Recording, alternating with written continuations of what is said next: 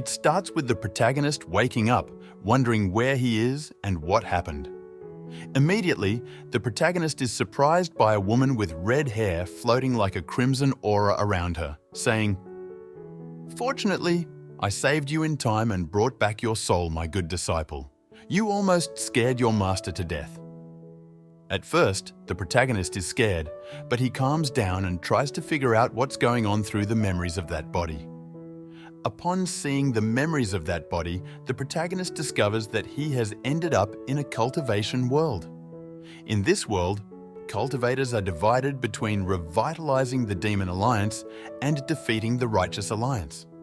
Due to a prolonged weakening of the Demon Alliance, all generations of Demon Masters have attempted to recreate the ancient divine art, the technique of infinite mastery of the Nine. However, all of these attempts have ended in failure.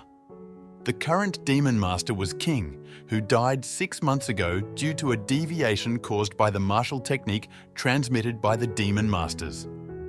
Their souls cannot be destroyed after death, so after King's death, she became a soul and continued cultivation. However, she restored the protagonist's soul.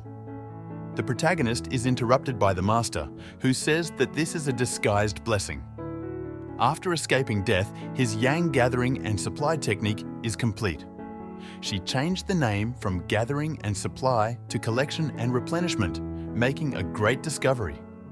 Now he can learn the unique skills of each sect and recreate the ancient divine art, the technique of infinite mastery of the Nine.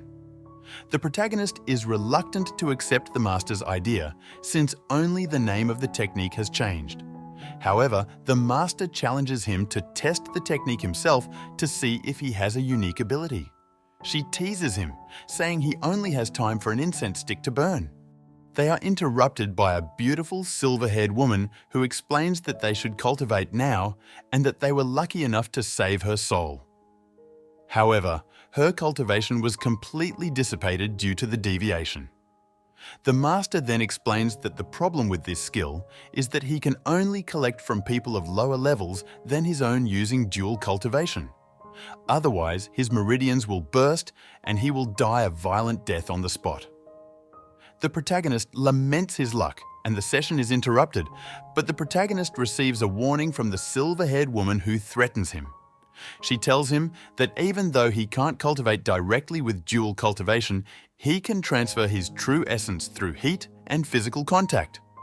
She proceeds to demonstrate how to perform the transfer, and the protagonist is taken aback as she transfers her power with a mischievous smile, suggesting that he focus and use his true essence to send it to her. Sometime later, the protagonist leaves his quarters to meet with the 5 elders.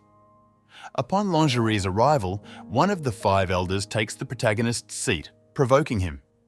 However, the protagonist surprises them by asking if he's feeling unwell or has a fever as he's sitting in his place. He suggests that someone helps the elder get up since he's out of place. The Master of Trash questions his intentions or abilities, asking if he's serious and if he's truly giving up his position as the Demon Master. The protagonist confirms that he is indeed relinquishing his position, suggesting that if someone worthy appears, the elders should keep their promise never to seek the position of Demon Master.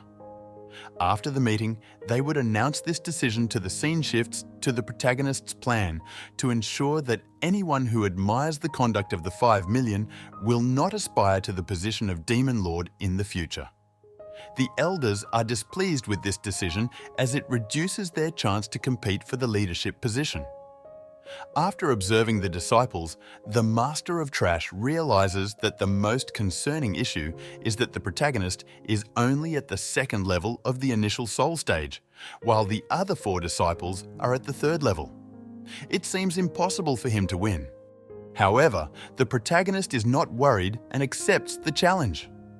The other elders also call their disciples to fight against him.